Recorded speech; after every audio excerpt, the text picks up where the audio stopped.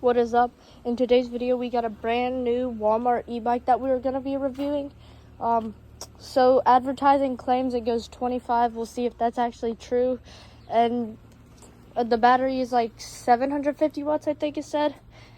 I put around 270 miles on it around, so I could give you a good valid review on it. The seat, right off the bat, it looks comfortable, but it's not really. It starts to hurt after a while if you're a little bit, if you're riding for too long. The tires are, I think it's 17, what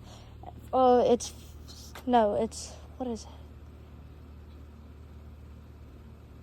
I forgot tires. I'll put all the specs up at the end of the video, but we're gonna be giving this thing a ride, and that way I can show you my honest review on it. Straight off the bat, we got it for around $300. It's a really cheap Walmart bike that we're going to be reviewing. So we do have an X1 Spark coming in soon. Hopefully we get a chance to review that. If you're willing to sponsor me so I can review, so that way I can review e-bikes, I would love to keep making content, so make sure everyone who watches subscribe. It doesn't have too much torque. It's supposed to be a electric mountain bike with pedal assist. It's right now not fully charged. It has like 3 bars. The suspension is pretty decent, I would say. Nothing too good. No back suspension, so it's not full. The brakes they don't work at all. Like, I'm squeezing this brake as hard as I can. It slows you down a little, but it takes 30 seconds. It has a gear switch. Like, you can change what gear you're in by pushing this out, and then this down to go up, this up to go down. A little bit confusing. It does come with 4 keys for the battery, so you can take the battery off whenever you please, and you can lock it on so nobody takes your battery. It does come with a little screen.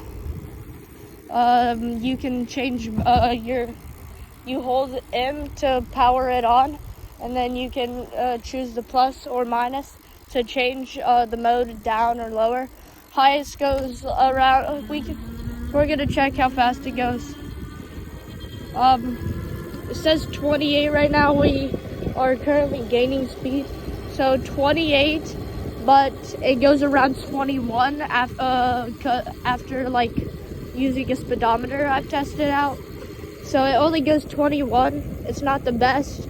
It's off by like 7 miles, which is a good amount when you're buying an e-bike and you're buying it for the speed. You sort of gotta use my foot as a brake. Brakes are not that good. Anyway, it's just a generic brand, I think. It just says e-bike. When you got it, it just said e-bike. It took around an hour to assemble. Took around an hour to build, and make sure the wheel doesn't tighten on that well. You have to keep tightening it on as you use it more and more. It comes with a horn and a light. The light will be shown, and then the horn. It does come with brake sensors, which I had to cut so that way I could try to wheelie it, but it doesn't have enough power to wheelie, so that's a main part in this. If you're looking for a budget bike that you're willing to throw away in a couple months, and you're just looking for something temporary or something you can ride around the neighborhood for a little, this is perfect for that. It's street legal, 750 watts. It goes around 21, which I think they just claimed 25 with nobody on it. But the suspension isn't too well. Oh, spider web. Anyway, the suspension isn't too well. Holy stutter. it claims to go around 40 miles with one single charge on the lowest mode. I've gotten around 20 miles on the going as fast as it can, which is pretty good. I would say if you're just wanting to lock your kid on something that doesn't go too fast, the mode 2 or 3 is perfect because it goes around 14. Mode 3 goes around 18 or 17. But since I got it, I've been wanting to go like as fast as it can. I try to. There's no speed limiter, so it's you can't make it go any faster after you get it. It's not tunable. Takes around 7 to 8 hours to charge, so you could charge it overnight if you use the whole battery. It does have overcharge protection, so if you if you leave it on for a little longer than 7 to 8 hours, it will not damage the battery too much. Actually, I don't know if it damages the battery at all. I have tried my friend's Suron, which is way better experience, in my opinion. But that's also an $8,000 bike for the Ultra B. This bike is not moddable whatsoever. It gradually decreases like range and speed as the more you ride it. So I have 274 miles, and it's not too good when riding anymore. It's sometimes it dies way quicker. It doesn't go as fast. It goes around like, I'll say 19 miles after. If you got a scooter, I'm pretty sure that would be better if you got one. But this is, I guess, more safety, I think.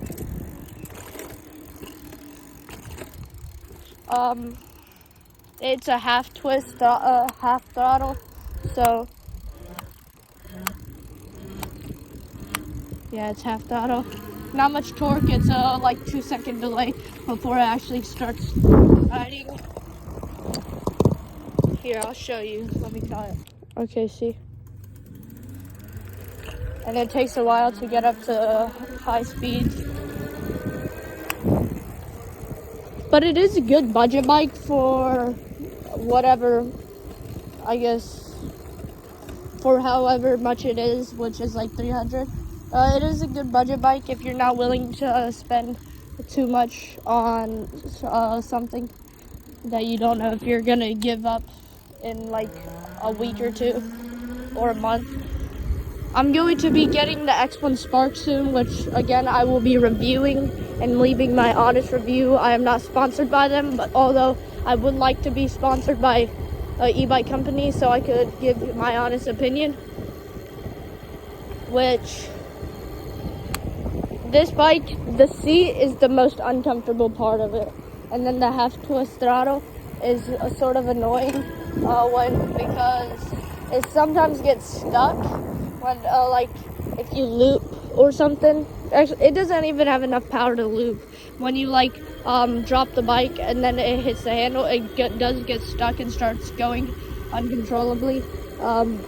It does get mud stuck. If it gets mud stuck in the suspension, it will rust up. Like you have to put insane amounts of WD-40, so it's like makes it where it can go again, where the suspension will go up and down. It has pedals, so if you're wanting something that you can ride around town, but you don't want to get pulled over by cops at July 1st, this bike would be perfect for you. I don't really have much to say about it. The chain does pop off quite often. The horn is decently loud, I would say, which is good if you're in the streets and you need something to tell people you're there instead of just getting hit and them running away. The suspension is pretty good. I would say I've never had anything that has a lot of suspension, so this is just like average for me. Just did 275 miles. The speedometer is off by a lot, so if I go into mode 1, hold up. If I go into mode 2, I just will say, I could full throttle it and it'd still say 28 or 27.3, which doesn't make sense because if I go into mode 3, it says 28. If I go into mode 4, it still says 28. But you can still feel the like gradual build up in speed.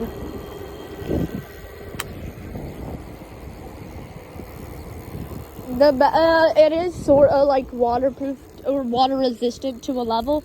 I power wash it when it gets pretty muddy, and it still works perfectly fine. I have messed with the modes a little bit, the PO settings.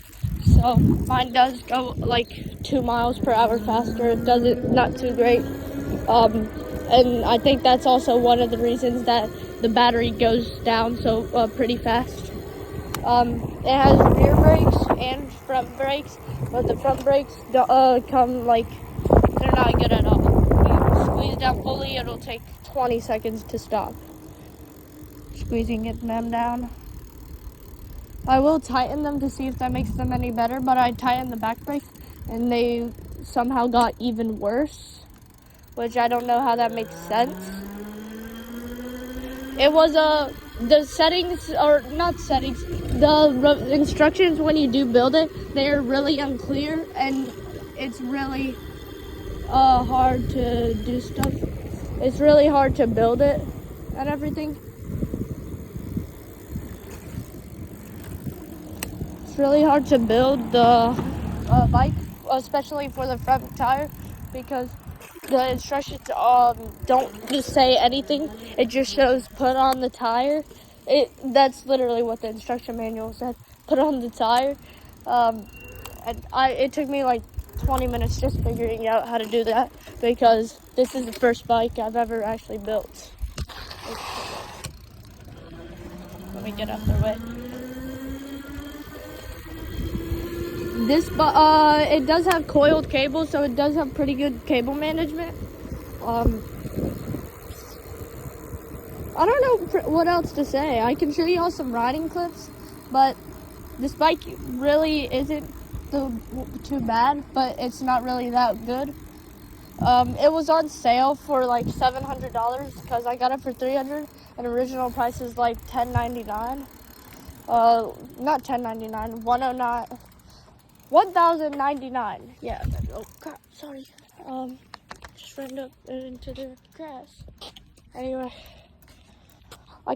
and let me show you some like what it looks like off the bike. This is what the light looks like. Let me turn that joint on. Not too bright. Hold up. You can see it faintly. Doesn't show up that well. Anyway, the seat's so uncomfortable. I can't get over this. I can't wait till I get my X1 Spark. That's gonna be even more uncomfortable. But I'm gonna mod it, so I'm gonna mod it, tune it. It's gonna be so good. It does come with a little rear light, so that way, a reflector light, so that way you don't get hit at night when their car lights shine on you. But that's pretty much all I have to say about this bike. Not much more to say. I'll show you all a glimpse one more time and then we're done. Okay, that's all we have for the video. I'm going to show you all the specs after this. Bye.